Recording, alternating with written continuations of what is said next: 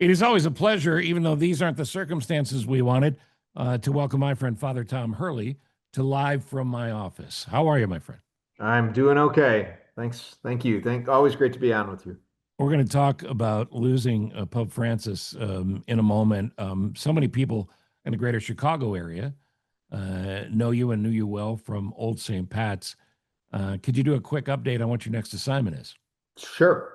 Yes. After a great number of years at Old St. Pat's, I stepped away there in March of 2021 and found my way back to my alma mater of Marist High School on the south side of Chicago, and have been there ever since.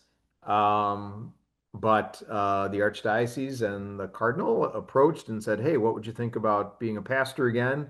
And I felt the time was right and feeling good about it. So I'm going to actually go back to where I started. In 1993, I walked into a place called Most Holy Redeemer in Evergreen Park, Illinois, on the south side, and I was there for a couple years as the associate. And now I'm going to head back as the pastor, and I'm looking forward to it. It's only about a mile and a half away from Marist, so I get a little bit of the best of both worlds. Well, congratulations. It's great for you, it's great for them. And I know it's going to be a great success and it's needed. By the way, you're sporting your Marist hat. I am. And I, of course, have my Survive 2025 hat on. Both seem appropriate. Absolutely. So let's talk about Pope Francis. We've talked about him on the air and off the air. I am a fan. I know you have been and are as well. What's his greatest legacy? Oh gosh. Well, I just want to absolutely say that again. I'm a huge fan. My heart is broken today with his passing, but my heart is also filled with great gratitude because I think that at least in my lifetime, and maybe perhaps yours as well, I just think he's been the best example that has filled the chair of St. Peter in a long, long time. And it's not to criticize any other previous pontiffs, if you will. But I just think Francis, for this day and age, I think this is a guy that really did speak to the signs of the times. Um, I think from the moment he was elected back in 2013, when he said, "You know what? I'm not going to get all wrapped up in the trappings of the glitz and glitter of the Vatican and Rome." And what does he do? But he stayed in the guest house. That's where he stayed for the past 12 years, in a guest house. Now the guy could live like the other popes have lived in some fancy palace or the papal apartments, if you will.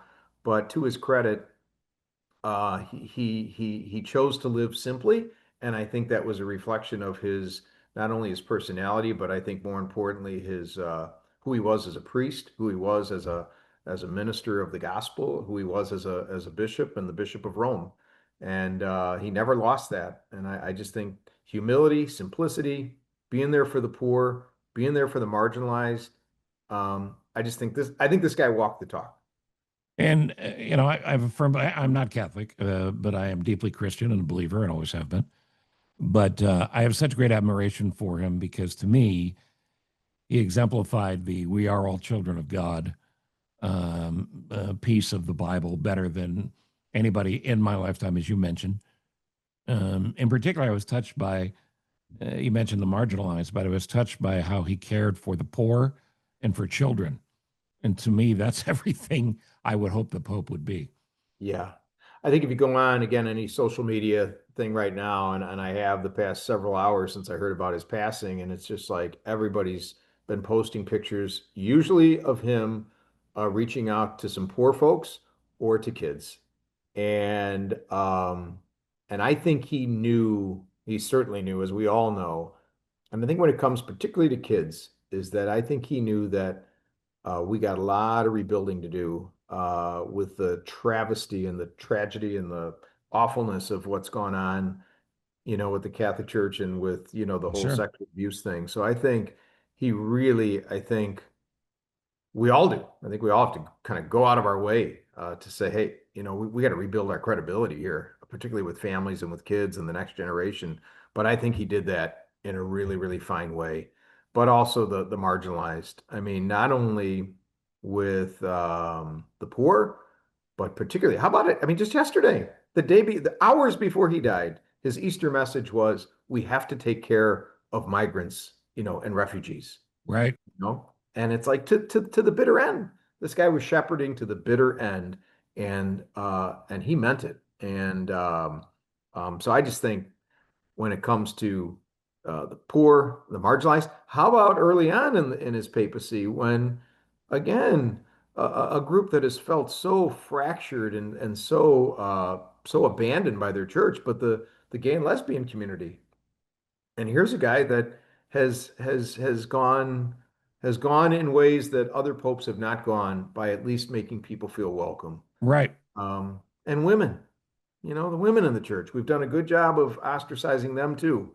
But yet, I feel that Francis, though perhaps not perfect, because nobody's perfect, but boy, he certainly made some strides that no one else has made, at least in terms of people feeling welcome and calling so many more women to leadership in the church, particularly in the Vatican.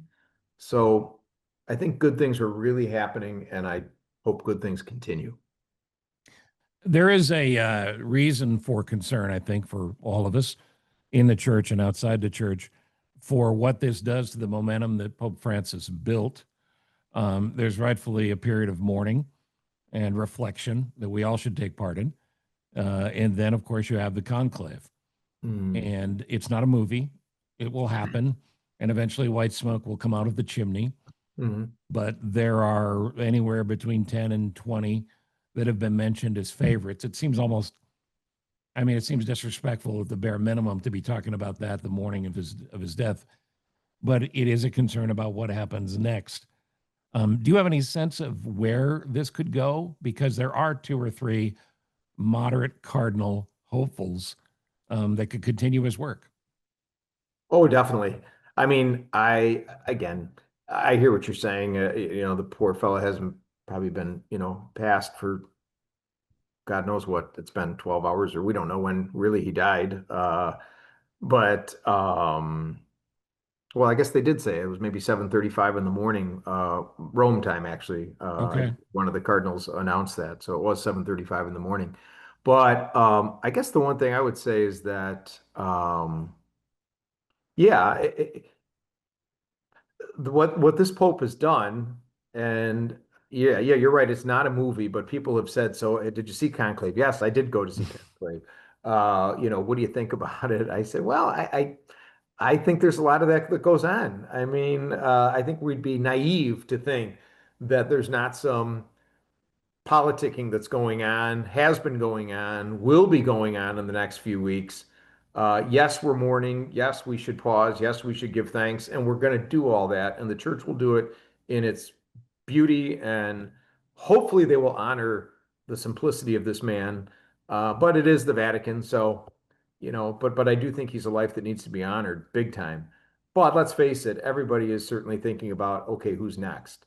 Um, I do believe some of the politicking goes on. There is a great line. I forgot where I read it, but it was somewhere recently where it's like, I think for those who think they're going to go in to be the Pope, they come out a cardinal. And Ah, that's not the exact line, but it's something like that. And I just think there's going to be some. Uh, he appointed a lot of these voting members of the conclave who are cardinals today. Um, but that doesn't necessarily mean that the ones he appointed will be like him. Everybody thinks that. That's kind of the natural, it's kind of natural to think that way. But look at him. I don't know, I think he was appointed by John Paul II. okay. So again, the later John Paul II, who probably named, I'm pretty sure it was John Paul. In fact, I know it was. It was John Paul II who appointed um, Francis to be a cardinal.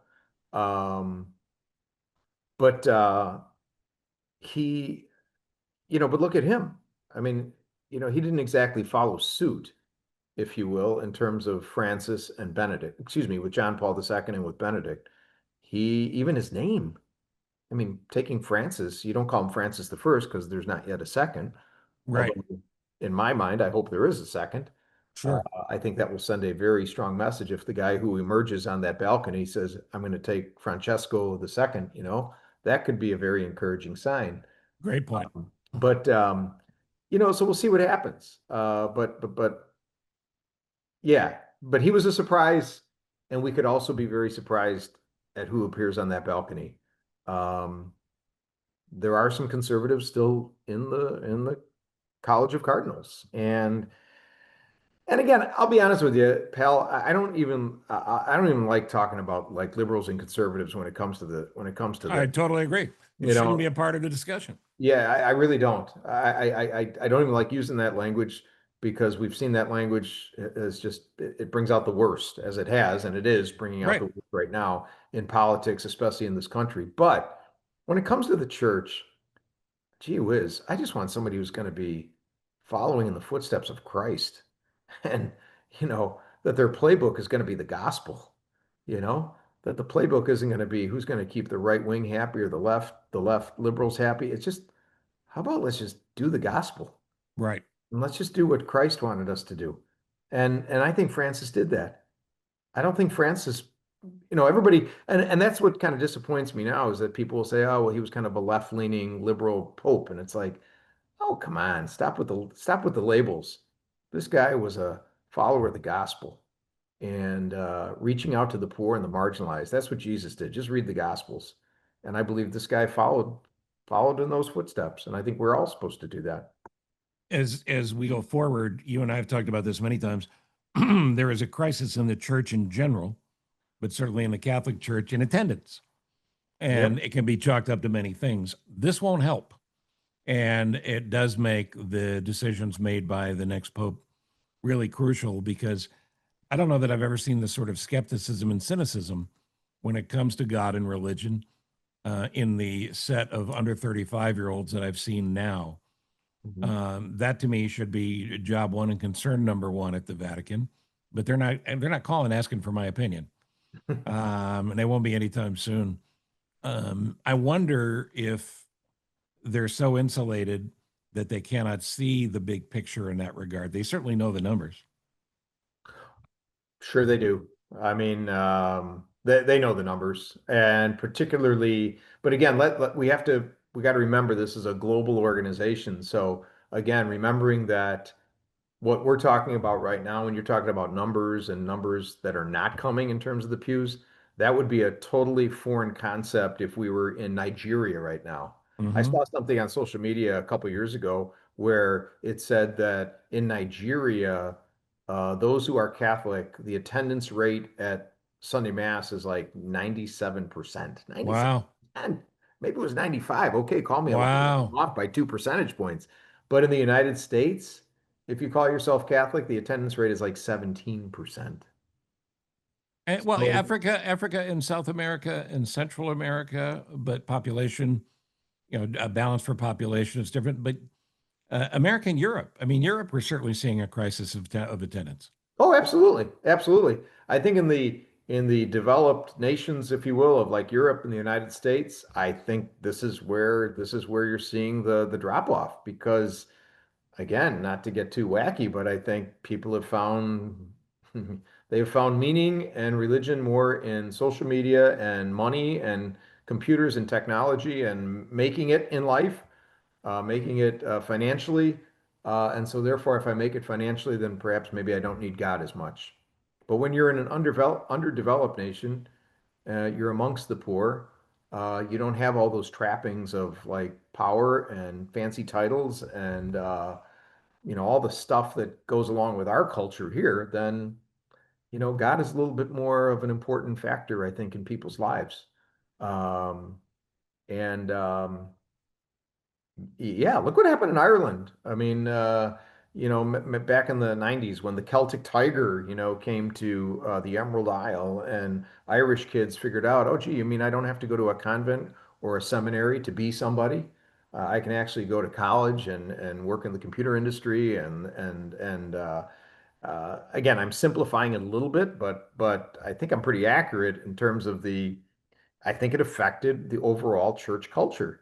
And but you're right. I think places that we need to be aware of are places where the faith is dwindling, and it's Europe, and it's the United States, and it's some of the other countries around the world where, church is taking a back seat.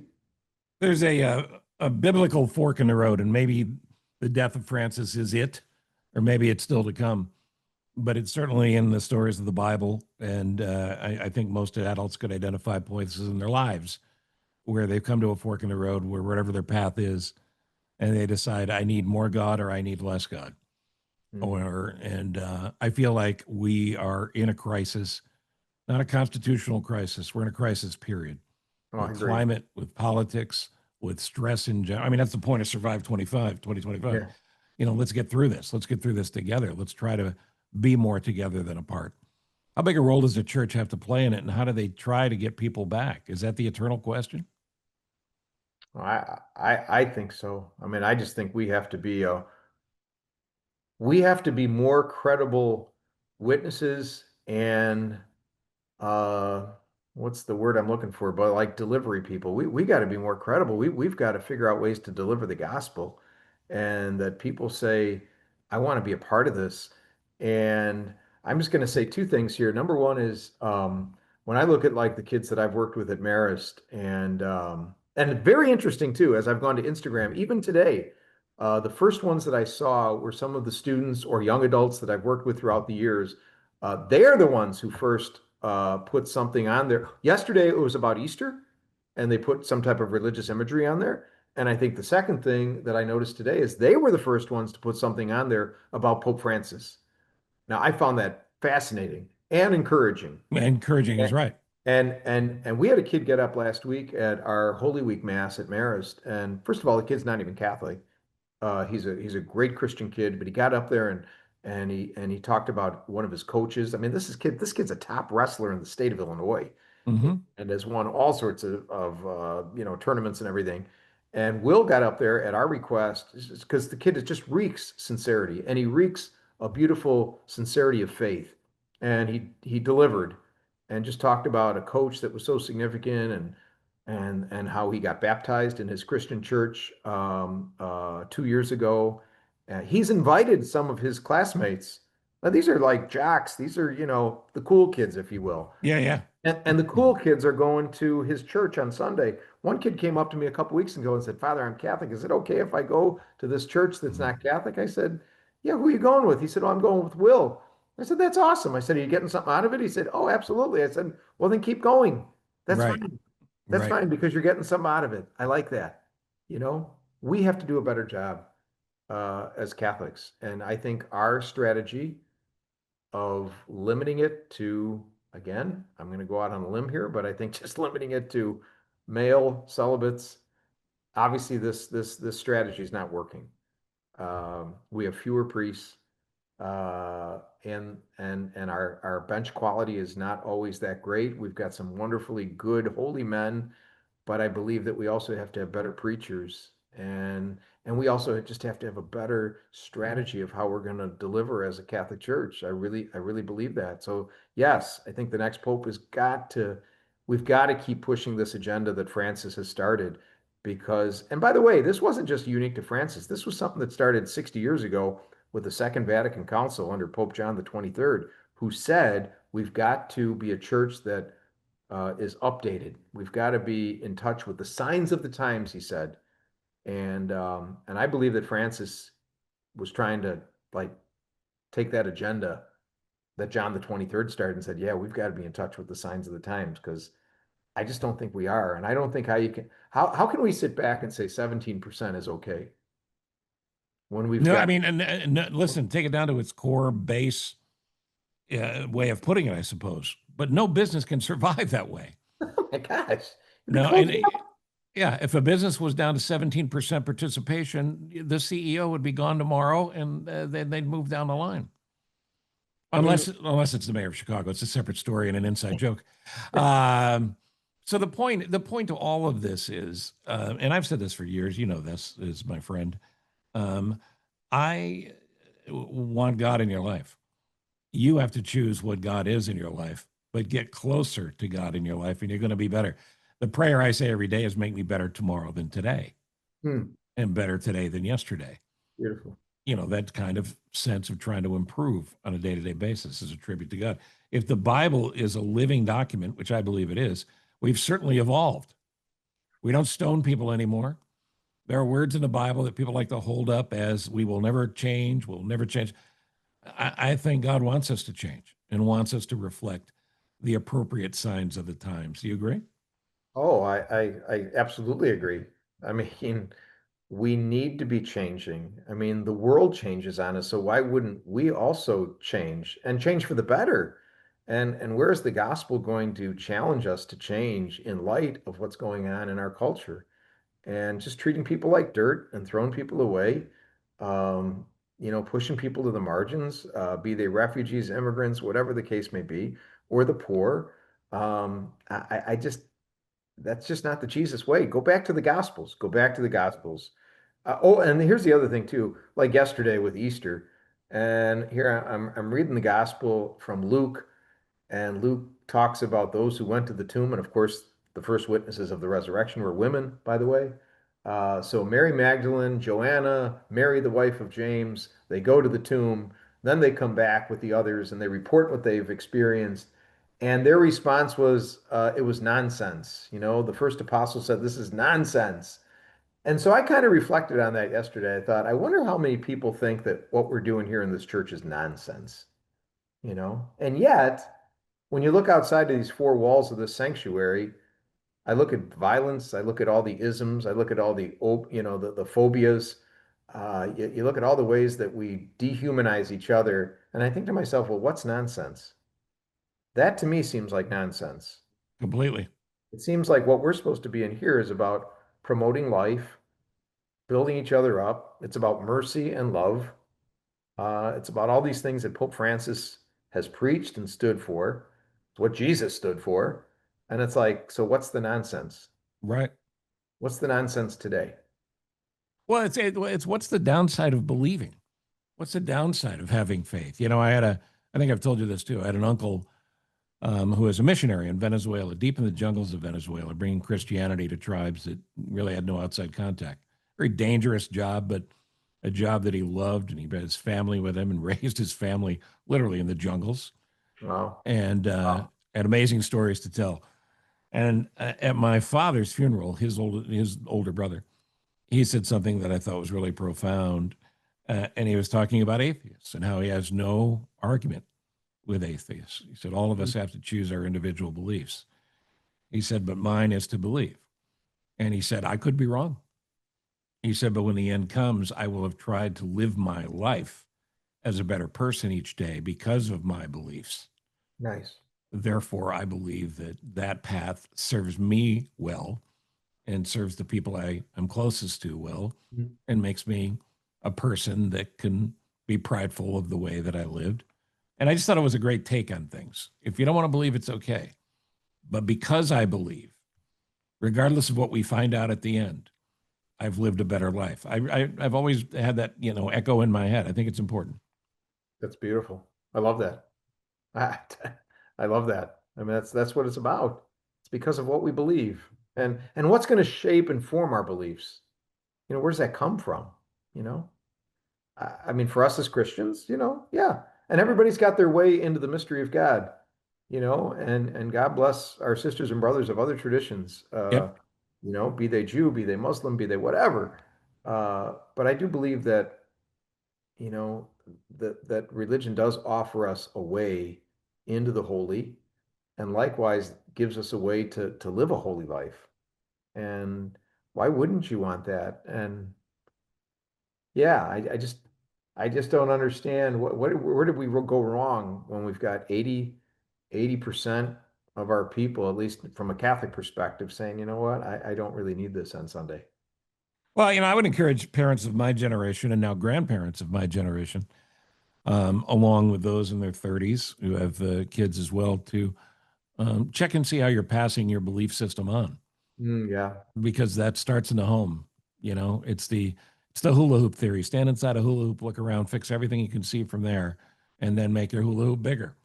Mm, And I think we as parents of the 80s and 90s have dropped the ball a little bit. Now I'm lucky that my kids are believers, and my son, who produces this podcast, Ross, is a communications director at Grace Shepherd Lutheran in Naperville, Yeah. just outside of Chicago. And he and his family have a very strong basis in faith, as my daughter does as well. Yeah. But I'm not knocking other parents who've chosen to not do that. But if you go to church and your kids never come, well, that pretty much tells you where they are. Maybe Yeah. talk to them why it matters to you. Mhm. I totally agree. And I guess I just want to say too, again, from my lived experience, especially these past 4 years, being over at Marist at my alma mater, and part of the reason I'm really grateful, to be pastoring a parish that's only a mile away is it keeps me in contact with these high school kids. And I'll tell you, one of the reasons I really enjoyed going on these Kairos retreats. So we do about 8 Kairos retreats a year, and they're pretty intense, 3.5 days, seniors. And I tell you, I go out on each retreat. I go on Wednesday nights to do the reconciliation component, so the sacrament of confession, right, in our tradition. And I tell you what, I get there at like 7:30 at night. I bet I don't walk out of that retreat house till probably 12:30 in the morning, 1 o'clock, Wow.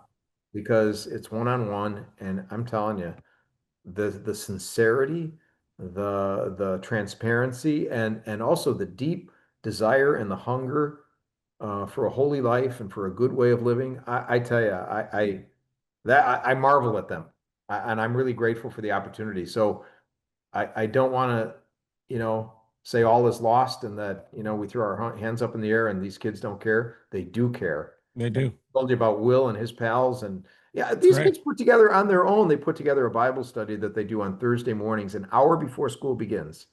They get together. There's about 40 of them. They get together, and I'm talking. This is a wide selection. It's not just the jocks. It's a little bit of everybody. And I tell you, it girls and guys, athletes and non-athletes, kids of various cultures, and they come together because there is a hunger. I do believe there's a hunger, and I do believe that these devices are gonna eventually catch up with us, and I think they're catching up with the kids. Yeah, Uh, no, it's interesting. It's not phones aren't going to go away, screens aren't going to go away, but I think we are going to see a pushback generationally of people going, "You don't need to take 20,000 pictures of me a day. meh. You don't need to send me pictures of what you had to eat last night. Yeah. You don't need to have your face in a screen, social media. Get your eyes off the screen and talk to me, and Yes. more importantly, listen to me." And I hope we're headed that way.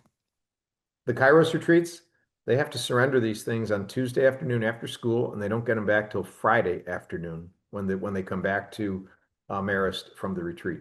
For the new kids, do you watch them flinch for the first day and then they sort of settle down? Yeah. They do great though, I tell you. It's unbelievable. It's a great That's the experience. power. And all the high schools, all the Catholic high schools at least are doing it, these Kairos retreats. And I think it's a good thing. Oh, it's a great thing. The best agent I ever had, his wife would make anybody that came over for dinners put their phones in a wicker basket. Mm, This is 20 years ago. This is long before you might have seen it in a movie. wow. Wow. Put the phones in a wicker basket. You can have them back when you leave. Wow. That's what we should be doing now. Yep. Yep, for sure. Well, my friend, I love you. You're the best. And Thanks, Cal. thank you for the work you do every day. I'm excited about your new post. Thank And, you. Yeah, we'll keep in touch with that. Yeah, that'd be awesome. and you and I will be on a golf course soon. And Can't what wait. happens on a golf course stays on a golf course. That's You all it got is. it. You got So, it. Father Tom Hurley, thank you, my friend, and God bless Pope Francis. Yeah. May you rest in peace.